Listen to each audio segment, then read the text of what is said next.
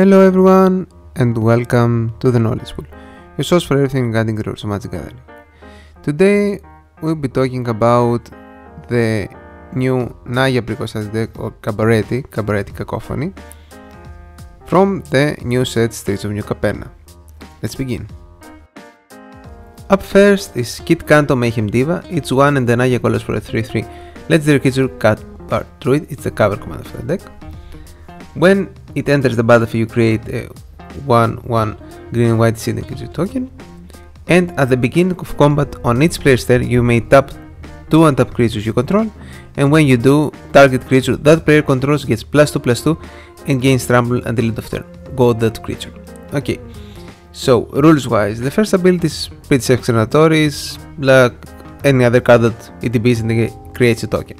The second ability is a little bit interesting, because you see in the text there is a when you do in the same parenthesis. So what that means is that that's a reflection trigger. So what will happen at the beginning of combat on an opponent's turn? They go to combat. Any at the beginning of combat triggers they have will trigger, then your Kitt Kanto triggers when it is your turn of priority.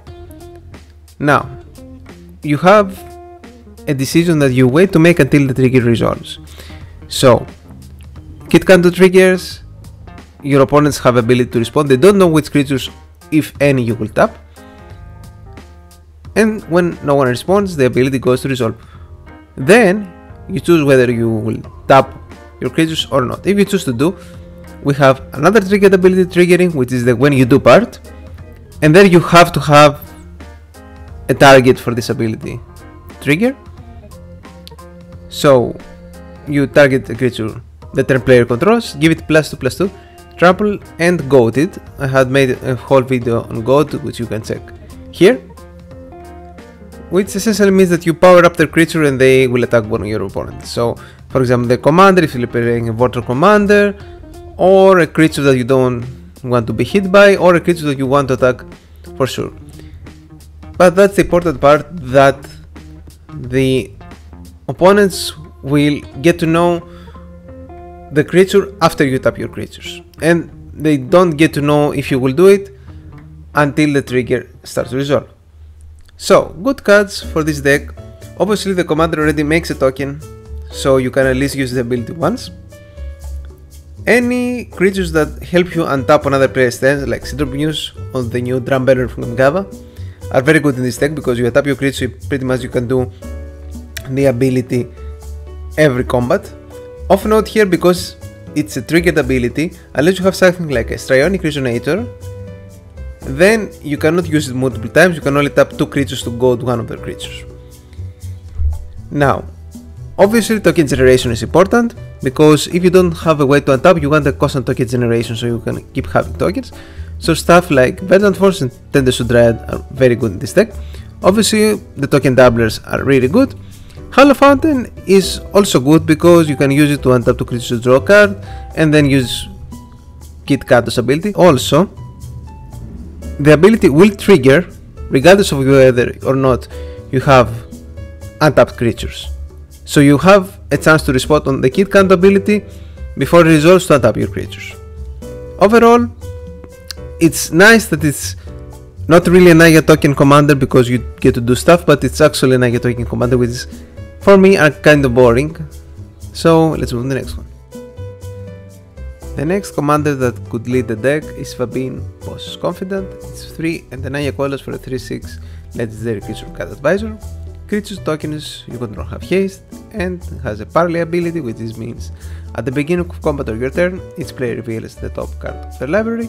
For each land card revealed this way, you create a citizen. For each non-land, your creatures get +1/+1 until end of turn, and then all players draw a card.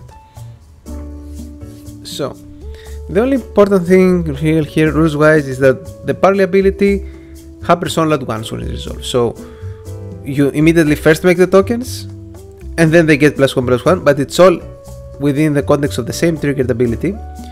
So let's say if an opponent had an LS Nor and you made 2 tokens that gave you creatures +2/+2, the tokens would actually survive as 1/1s because state-based actions, which is what kills a creature for having 0 or less power, are checked only when we don't have a trigger on the stack, or a spell on the stack for that matter.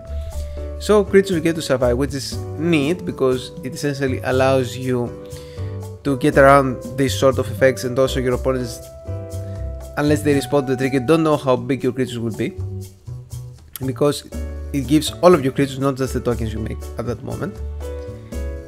So this is a pretty more standard, I would say, Naya commander. It's nice that it has a token generation possibly, and the haste part, which is really important in the token deck, because it makes cards like Avenger of Zendikar even better, because you get the tokens and they can attack immediately, especially if you have a fetch land to go with it. Also, this makes Critical Earthright even better because your creatures get to tap immediately, so if you have a way to make many tokens, you can use the creatures immediately for mana through the haste, and you keep making an ended way. Other than that, standard token stuff, play your doubling cards, play your payoffs for tokens, your credit for behemoths, and you'll be set. The final new commander from this deck is Bess Soul Nourisher. This commander cannot be used for the Naya colors because it's all Celeste. It's a 1 and a Celeste color for a 1/1 legendary creature human citizen. Whenever one or more other creatures with base, power and toughness 1/1 enter the battlefield and you control, put a +1/+1 counter on Bess. And whenever Bess attacks, each other creature you control with base power, toughness 1/1 gets +X/+X at the end of turn, where X is the number of counters on Bess. So, base thing here we need to pay attention to is that it says base power and toughness. So that means that if you have an effect like Glorious Anthem that gives all of creatures +1/+1, they would count for Bess, because we only check the base power toughness, which is the printed power toughness. And the same goes for the attack trigger as well. The first trigger that gives counters on Bess only happens once for every creature that ends the battlefield at the same time. So I will play a card like Secure the Waste and make 3 tokens, Bess will only get 1 counter. And because the trigger for the attack checks only when it resolves the creature you have with 1/1, be careful, because if you have other effects that make creatures unattacking, you need to stack them after the Bess trigger, so they will resolve first and then they get buff from Bess. Other than that, it's a Celestial token deck, which there have been many Celestial token decks, the base token color, but this focuses you on making 1/1s. So, good cards for this deck, obviously all the X make 1 tokens, March of the Molded Use, Grand Crescendo, and Secure the Waste. But remember that we only get 1 counter for Bess per card that puts multiple tokens to play. Torrents also very good because you make a human with training whenever you cast a creature spell, so it pays you off the more creatures you play, and that pairs very well also with Catilda because Bess is a human as well, Torrents makes humans as well, so if you lean towards the human route you can make essentially your tokens be Birds of Paradise, which is really strong. You cannot really go and abuse that mana because green and white for haste, it's a little bit tricky. You can use cards like Crashing Drawbridge or Conquer Crossroads, but it's not the basic thing you want to do. Also, Skewed Swarm, probably the best card in this deck, because each Skewed Swarm that enters with a landfall ability is a 1/1 and it enters separately, so Bess will get a counter for each of them. Also, one other way I guess you could go with this deck is, instead of playing a lot of creatures to make Bess pick, play cards that give Bess counters, because Bess cares about the number of +1/+1 counters on it. So if you use other cards to give it counters, then you could just make tokens once and swing for a big push. Note that it doesn't give trample, so you need to have a way to give trample to creatures in your deck for you to be able to really push for lethal and kill all the table at once.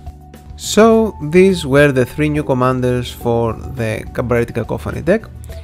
Overall, it's Naya, so you know what to expect. It's usually token based or creature based strategies.